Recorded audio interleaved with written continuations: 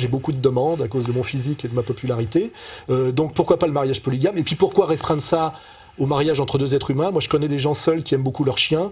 Je connais des femmes seules, un peu des Caroline Fourest vieillissantes, qui, comme chez les homosexuels, tout est basé sur le physique, il faut le savoir, et la fraîcheur physique. Après il y a le cimetière des éléphants, on voit beaucoup d'homosexuels, hommes et femmes seuls, qu'on ne montre plus dans les boîtes du Marais, et ce que ça s'appelle le cimetière des éléphants, qui finalement vivent avec un chien ou un chat. Et pourquoi ne pourraient-ils pas épouser leur chien ou leur chat?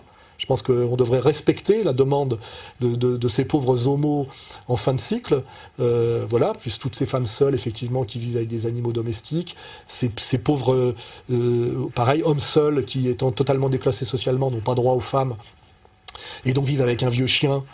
Pourquoi ils ne pourraient pas épouser leur chien? Enfin voilà, et même, je pense qu'à une époque, Yves Adrien avait écrit un bouquin New Wave où il prétendait vivre une histoire d'amour avec son aspirateur. Pourquoi pas le mariage avec l'aspirateur? Enfin voilà. Donc, moi je dis, si on valide légalement le mariage homosexuel, qu'on appelle d'ailleurs pas homosexuel, tu as dit le mot. Dire mariage homosexuel, ça voudrait dire que c'est un mariage qui est spécifique aux lesbiennes et aux gays. Or, il ne s'agit pas d'un mariage spécifique. Il s'agit de l'ouverture du mariage qui existe aujourd'hui, qui est un mariage civil, à tous. Mariage pour tous. Mariage pour tous, les chiens, les chats, les polygames, etc. Il faut effectivement, c'est soit on respecte ces structures civilisationnelles, soit on va jusqu'au bout dans l'idéologie libertaire, et polygamie, je signerai une pétition pour la polygamie si la loi passe, il n'y a pas de problème. Donc, voilà. Deuxième aspect, derrière adoption par les couples homosexuels. La grande réforme de société de ces dernières années, l'ouverture de l'adoption aux couples homosexuels, c'est-à-dire ce qu'on appelle parfois l'homoparentalité. C'est une révolution du droit et une révolution des mœurs. Je suis contre parce que pour l'éducation des enfants, ça les perturbe, ça perturbe leur repère. Pour ce qui concerne l'adoption, là, je suis carrément contre parce que je trouve que c'est contre nature et que pour l'épanouissement des enfants, il faut un papa et une maman, c'est-à-dire qu'il faut vraiment un homme et une femme. Donc, en tant que représentant de l'Église, je dis que je suis opposé, parce qu'il faut le pôle masculin, féminin, etc. Bon, à titre personnel, je me dis quand même qu'un gamin qui est adopté par deux femmes ou deux hommes, c'est peut-être moins pire que de devenir un misérable dans la rue de Rio ou de Santiago et de terminer dans la prostitution. Je connais des parents biologiques, hétérosexuels, qui martyrisent leurs enfants. Deux papas ou deux mamans, bonjour les dégâts, bien sûr. Mais quand il y a un papa et une maman, et que le papa, c'est souvent comme ça que ça se passe, est alcoolique, quand il tape les enfants, vous croyez que ça fait du bien au développement de l'enfant? Et l'inceste dans les familles, nous avons de multiples exemples, hélas, de ce genre de pratique. Vous croyez qu'un papa et une maman, c'est dans tous les cas de figure mieux que deux papas ou deux mamans? C'est idiot de dire ça. La réalité ne valide pas du tout ça. Je connais des parents admirables et je n'autorise personne de dire que ces parents admirables qui laissent leurs enfants dans des conditions difficiles, sans la protection de la loi, qui donnent tout leur amour, je n'autorise pas des gens comme vous, monsieur, à les traiter de fous et de dire qu'ils sont des chers à psychologues, des chers à psychiatres. Chers à psychiatres, je dis simplement, monsieur, que vous ne tenez pas en compte l'intérêt de l'enfant. Un enfant, ce n'est pas un caprice. Enfant, ce n'est pas un caprice. La question est avant tout celle-là. Est-ce que la situation homoparentale favorise le bien de l'enfant ou est-ce qu'au contraire, elle crée des situations de plus en plus difficiles? On dirait les démographes de la fin du 19e siècle qui avaient peur que si les femmes travaillaient, elles deviennent des prostituées, qu'elles assumeraient plus les tâches ménagères, qu'on ne ferait plus d'enfants. C'est ça. Et que l'ordre de la filiation serait détruit. Tout ça, ce sont des fantasmes. Alors je vais rappeler que la plupart des homosexuels ne vivent pas en couple, que ce qui fait la durabilité d'un couple, c'est la procréation naturelle, c'est-à-dire un homme et une femme qui sont finalement liés par les enfants après que la passion s'estompe, et qu'en réalité, il y a très peu de couples homosexuels durables. Il suffit de regarder les statistiques d'à quelle vitesse les couples homos se séparent, C'est très frivole, un couple homo, c'est très rare les couples homo durables. Les couples homo ne demandent très rarement ni le mariage ni l'adoption.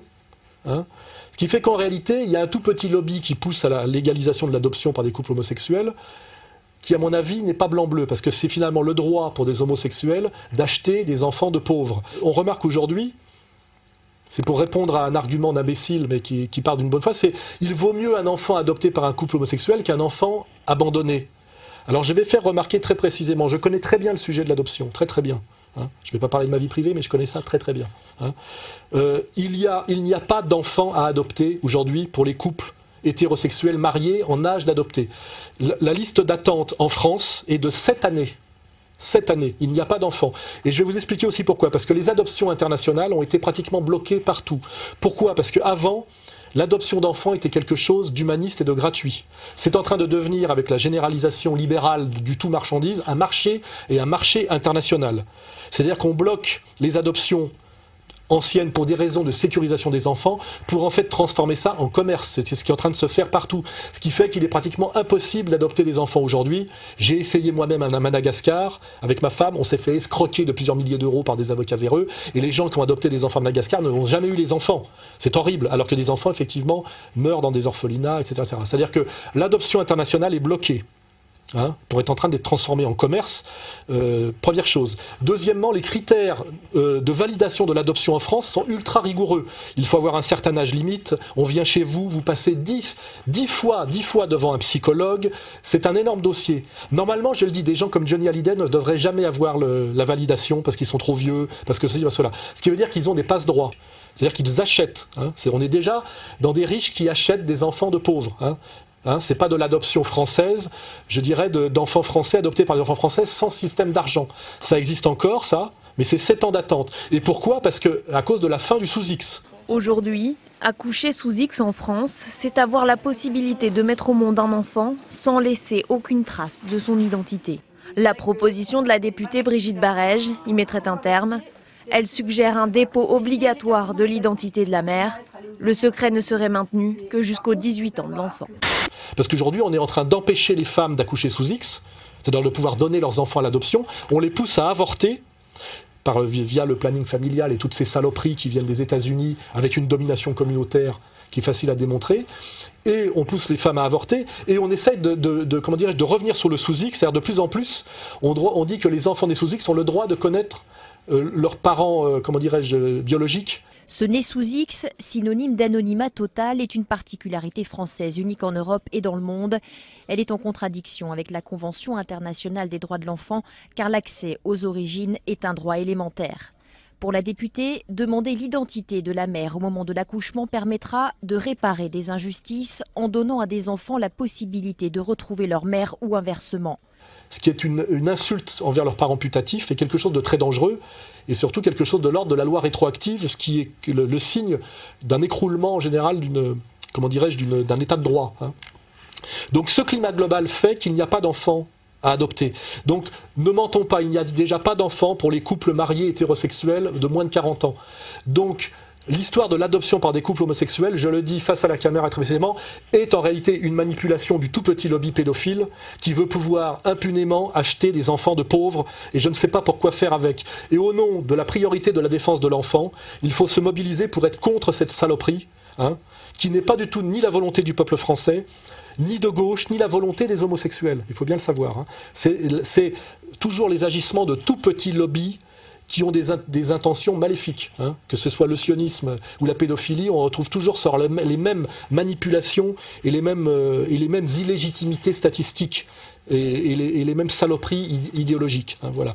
Donc là, j'espère avoir fait le tour de la question. Pour les gens qui me disaient que c'était pas sérieux, la réalité, elle est celle-là. Voilà. Je suis contre, en tant qu'homme de gauche, que des riches décadents puissent acheter des enfants du tiers-monde pour faire ce qu'ils veulent avec. Parce que c'est vers ça qu'on va. Voilà. Hein. Et je pense que tous les honnêtes gens, qu'ils soient chrétiens, musulmans, humanistes authentiques ou authentiquement de gauche, doivent s'opposer à cette saloperie et qu'il n'est absolument pas normal que le gouvernement Hollande, qui a géré une crise sociale gravissime, se mette ça comme combat de pointe, que ce soit une petite agent marocaine, ministre, qui nous dise que nous devons nous soumettre à ça. D'abord, les Français se sont exprimés d'une certaine façon le 6 mai dernier, puisque nous n'avons jamais caché notre volonté d'ouvrir le mariage et de permettre l'homoparentalité. Donc le fait même d'avoir voté pour François Hollande était une façon de lui permettre de mettre ce beau projet en œuvre. Je rappelle que la loi s'applique de la même façon pour tout le monde et que cela concerne en particulier les élus qui en plus, en effet, n'auront juridiquement pas le choix. Belkacem, là, j'aimerais bien savoir ce qu'en pensent les musulmans marocains et que j'en ai marre que moi, des étrangers me donnent des ordres dans mon pays. Hein. Voilà, nous avons aujourd'hui des ministres pratiquement qui ne sont plus français. Quand ils ne sont pas de la communauté qu'on n'a pas le droit de nommer, ils viennent soit de Guyane, soit du Maroc, etc. Il serait temps que la France reprenne le contrôle d'elle-même. Hein, et que ce n'est pas cette petite personne qui, au Maroc, serait immédiatement remise à sa place par Momo VI, qui va nous dire que nous devons respecter la loi.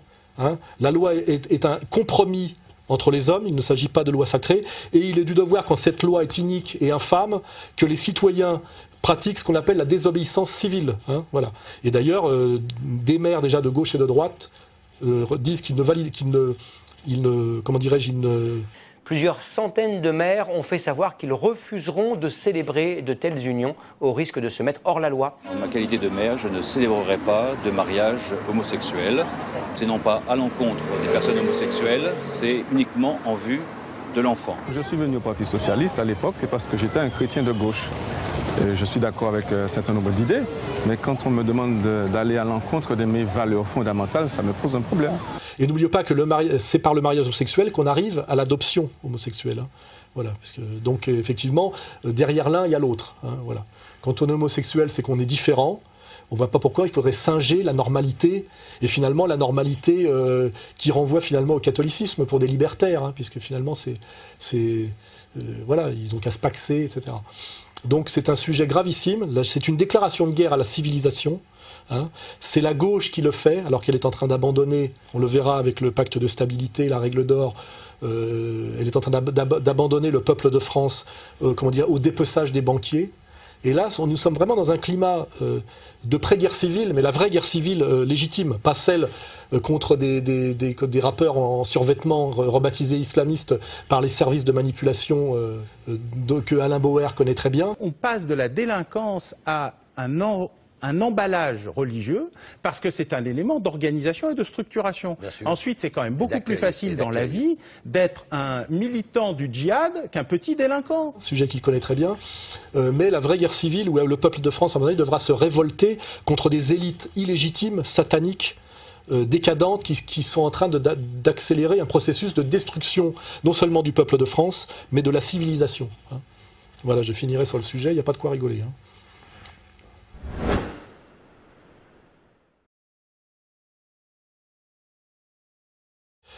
Quand je dis que derrière l'adoption par les couples homosexuels, il y a un lobby qui pousse, qui est le lobby pédophile, les gens pensent des fois que je délire, il y a, dans tous les pays occidentaux et sans doute dans le monde, un très puissant lobby pédophile que j'appelle ce qu'on appelle la pédocriminalité de réseau, où des enfants sont volés pour être vendus et stockés dans des cérémonies de sacrifices, etc., ce qui n'est pas délirant. Élise Lucet elle-même, Élise Lucet qui présente le journal de la 2, avait une fois fait quelque chose de très respectable.